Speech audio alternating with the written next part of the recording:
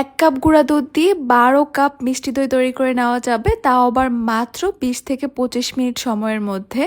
আসসালামু আলাইকুম everyone, welcome to Afsara's mini kitchen. রোজার সময় কিন্তু আমরা সবাই কম বেশি দই খেতে পছন্দ করি, আর তাই তো সকল ধরনের টিপস আর ট্রিক্স সহকারে একটা পারফেক্ট মিষ্টি দইয়ের রেসিপি শেয়ার করেছি, যেন যে কেউ প্রথমবারে একদম পারফেক্ট মিষ্টি দই তৈরি করতে পারে। আমার মনে হয় আপনারা যদি একবার এইভাবে মিষ্টি দই তৈরি করা শিখে যান, তাহলে আর কখনো কোনোভাবেই দই বানানোর ট্রাই করতে হবে না, আর দোকান থেকেও কখনো মিষ্টি দই কিনে খেতে হবে না। দইয়ের বীজ হিসাবে আমি এখানে হাফ কাপ টক দই নিয়েছি। টক দইয়ের পরিবর্তে কিন্তু আপনারা চাইলে মিষ্টি দই নিতে পারেন, তবে মিষ্টি দই নিলে পরিমাণটা একটু বাড়িয়ে নিতে হবে। টক দইয়ের পানিটা ঝরে যাওয়ার জন্য আমি একটা স্ট্রেনার নিয়ে নিয়েছি। এইভাবে কিছুক্ষণ রেখে দিলে কিন্তু টক দই থেকে যে এক্সট্রা পানিটা রয়েছে সেটা ঝরে যাবে, এতে করে আমাদের দইটা কিন্তু অনেক বেশি ক্রিমি ক্রিমি হবে, একদমই পানি ছড়াবে না। এবার একটা জারে নিয়ে নিচ্ছি আমি 1 কাপ ফুল ক্রিম গুঁড়া দুধ। দই তৈরি করার জন্য কিন্তু অবশ্যই ফুল ক্রিম দুধটা নেওয়ার চেষ্টা করবেন, সেটা গুঁড়া দুধ হোক বা লিকুইড দুধ হোক। 2 কাপ পানির সঙ্গে গুঁড়া দুধটা মিশে যাওয়ার পর আমি এখানে আরও 1 কাপ পানি দিব। 1 কাপ গুঁড়া দুধের সঙ্গে আমি টোটাল 3 কাপ পানি দিয়েছি। ভালো করে মিশিয়ে নিতে হবে যেন গুঁড়া দুধের কোনো লাম্পস না থাকে। ভালোভাবে মিশে যাওয়ার পর এটাকে একটা সাইডে রেখে দিচ্ছি। দইয়ের মধ্যে খুব সুন্দর একটা কালার আর ফ্লেভার আনার জন্য এখানে একটা ক্যারামেল তৈরি করে নিতে হবে। একটা প্যানে নিয়ে নিচ্ছি আমি হাফ কাপ চিনি। চিনিটা আমি একবারেই দিয়ে দিয়েছি, পরে যেন আর কোনো চিনি না দিতে হয়, এই চিনিতেই যেন দইটা মিষ্টি হয়ে যায়। আমি এখানে একটা নন স্টিকের প্যান নিয়েছি, তাই এখানে কোনো রকমের পানি আর দিলাম না। যদি আপনাদের প্যানটা নন স্টিকের না হয় তাহলে এখানে সামান্য পানি দিয়ে দিবেন। এক সাইড থেকে যখন ক্যারামেলের কালারটা আসা শুরু করবে তখন থেকে কিন্তু নাড়তে হবে, আর অনবরত নাড়তে থাকতে হবে পছন্দ মতো কালার আসা পর্যন্ত। দইয়ের জন্য কিন্তু এই ক্যারামেলের কালারটা এখনই ঠিক আছে, এর চেয়ে আর কিন্তু বেশি কালার করব না। খুব বেশি কালার করে ফেললে কিন্তু পরে খেতে তিতা লাগবে। ঠিক এই পর্যায়ে ক্যারামেলের মধ্যে আমি লিকুইড দুধটা দিয়ে দিয়েছি, মানে 1 কাপ গুঁড়ো দুধ প্লাস 3 কাপ পানি দিয়ে যে দুধটা তৈরি করে রেখেছিলাম সেটাই দিয়ে দিলাম। ক্যারামেলের মধ্যে এভাবে দুধটা দেওয়ার কারণে কিন্তু ক্যারামেলটা জমে যাবে, প্রথমে ভয় পাওয়ার কিছুই নেই, এটা কিন্তু একটু পরেই গলে যাবে। কিছুক্ষণ জাল করলে কিন্তু ক্যারামেলটা গলে দুধের সঙ্গে মিশে যাবে আর খুবই সুন্দর একটা কালার আসবে।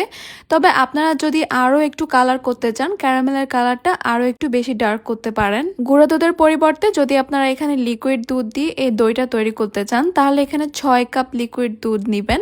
দুধটাকে জাল করে 3 কাপ করে নেবেন। গুঁড়া দুধ দিয়ে দই তৈরি করলে সবচেয়ে ভালো দিক হচ্ছে অনেক বেশি সময় ধরে জাল করে ঘন করতে হয় না, এমনিতেই কিন্তু অনেক ঘন হয়। তাই অনেক বেশি সময় ধরে আমি এগুলোকে জাল করব না। 2-1 বার বলক চলে আসলে আর ক্যারামেলটা গলে গেলেই কিন্তু আমি চুলাটাকে অফ করে দিব। দুধটা জলদি ঠান্ডা করার জন্য আমি একটা বড় মিক্সিং বোলে নিয়ে নিচ্ছি। দুধটা কুসুম গরম হওয়া পর্যন্ত এইভাবে নেড়েচেড়ে ঠান্ডা করে নিতে হবে, যাতে করে উপরে কোনো মোটা লেয়ার বা সর না পড়ে যায়।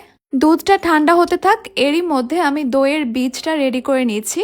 মানে একটু আগেই যে টক দইটাকে পানি ঝরানোর জন্য রেখে দিয়েছিলাম, সম্পূর্ণ পানিটা ঝরে যাওয়ার পর এই টক দইটাকে আমি একটা বাটিতে নিয়ে নিচ্ছি। এরপর এই টক দইটাকে আমি একটু ফেটিয়ে নিচ্ছি, এতে করে আমাদের দইটা কিন্তু অনেক বেশি ক্রিমি ক্রিমি হবে। কিছুক্ষণ ফেটিয়ে নেওয়ার পর যখন দেখবেন টক দইটা এরকম ক্রিমি হয়ে গেছে, তখন বুঝতে হবে যে ফেটিয়ে নেওয়া হয়ে গেছে, আর ফেটানোর কোনো প্রয়োজন নেই। এবার ফেটিয়ে নেওয়া এই টক দইটাকে আমি দুধের সঙ্গে মিশিয়ে দিচ্ছি। খেয়াল রাখতে হবে যখন টক দইটা মিশাবেন তখন দুধের টেম্পারেচারটা যেন কুসুম গরম থাকে, এর চেয়ে যেন বেশি গরম না থাকে, আবার যেন একদম ঠান্ডাও না থাকে। ভালো করে মিশিয়ে নিতে হবে যেন দুধের সঙ্গে দইয়ের বীজটা খুব ভালো করে মিশে যায়। আর এভাবে একটু ফেটিয়ে নিলে অনেকগুলো বাবলস তৈরি হবে, এতে করে দইটা জমে যাওয়ার পর কিন্তু দেখতে বেশি ভালো লাগবে। এই দইটাকে আপনারা যে কোনো পাত্রের মধ্যে জমাতে পারবেন। আমি এরকম ছোট ছোট কিছু মাটির ফিরনির বাটি বা কাপ বলতে পারেন নিয়ে নিয়েছি, এগুলোর মধ্যে দইয়ের মিশ্রণটা দিয়ে দিচ্ছি। আপনারা চাইলে স্টিলের, প্লাস্টিকের বা কাচের যে কোনো পাত্রের মধ্যে এই দইটাকে জমাতে পারেন বা বসাতে পারেন। এবার আমি সবগুলোকে ফয়েল পেপার দিয়ে ঢেকে দিচ্ছি, চাইলে এভাবেও ঢাকতে পারেন, আবার চাইলে মোটা টাওয়াল দিয়ে সবগুলোকে একসঙ্গেও ঢেকে দিতে পারেন। এইভাবেই ঢেকে একটা গরম জায়গায় রেখে দিব। 1 থেকে 1.5 ঘন্টার মধ্যে কিন্তু এই দইগুলো জমে যাবে, কারণ এই দইয়ের কাপগুলো অনেক ছোট। আর যদি আপনারা চান দইটা একদম ইনস্ট্যান্ট চমুক, মানে 20 থেকে 25 মিনিটের মধ্যে, তাহলে চুলায় প্রথমে একটা তাওয়া বসাবেন। এরপর এই স্টিলের প্লেটটা বসিয়ে দিবেন তাওয়ার উপরে। চুলার হিটটা রাখবেন একদমই লোতে, মানে নিভু নিভু অবস্থায়। এরপর এগুলোকে এভাবেই ঢেকে রেখে দিবেন 20 থেকে 25 মিনিটের জন্য। আর যদি সবগুলো দইয়ের মিশ্রণ দিয়ে একটা দই বসাতে চান, তাহলে কিন্তু সময়টা একটু বেশি লাগবে। আবার চাইলে ওভেনেও করতে পারবেন। ওভেনটাকে প্রথমে হাই হিটে প্রিহিটেড করে নিতে হবে। এরপর টেম্পারেচারটা একদম কমিয়ে দিতে হবে। আর সময়টা সেমই লাগবে, 20 থেকে 25 মিনিটের মতো লাগবে। আমার এই ছোট ছোট দইগুলো কিন্তু মাশাআল্লাহ খুব সুন্দরভাবে জমে গেছে। একদম যেমনটা চেয়েছিলাম দইগুলো ঠিক তেমনই পারফেক্ট ভাবে তৈরি হয়েছে। দইগুলো জমে যাওয়ার পর খাওয়ার আগ পর্যন্ত আপনারা চাইলে কিন্তু ফ্রিজের নর্মাল চেম্বারে রেখে দিতে পারেন। এতে করে কিন্তু ঠান্ডা ঠান্ডা দইগুলো খেতে আরো বেশি মজা লাগবে। এখানে যতগুলো ছোটখাটো টিপস শেয়ার করেছি সবগুলো ফলো করে যদি আপনারা দইটা তৈরি করেন, যে কখনো দই তৈরি করেনি সেও কিন্তু একদম পারফেক্ট ভাবে দইটা তৈরি করতে পারবে। আর একটু খেয়াল করলেই দেখবেন দইটা কতটা ক্রিমি ক্রিমি হয়েছে। আমরা সবাই কিন্তু চাই ঘরে পাতা দই যেন ঠিক এইরকমই পারফেক্ট হয়, এইরকমই ক্রিমি হয়, কোনো রকমের পানি যেন না উঠে দইয়ের মধ্যে। এই রোজায় একবার হলেও নিজের হাতে দই তৈরি করে খাবেন আর সবাইকে খাওয়াবেন। আশা করছি আমার আজকের রেসিপি আপনাদের কাছে খুবই ভালো লেগেছে আর সহজও লেগেছে। তাহলে আজকে এই পর্যন্তই। সবাই অনেক বেশি ভালো থাকবেন, সুস্থ থাকবেন। সবাই সবার জন্য দোয়া করবেন। আল্লাহ হাফেজ।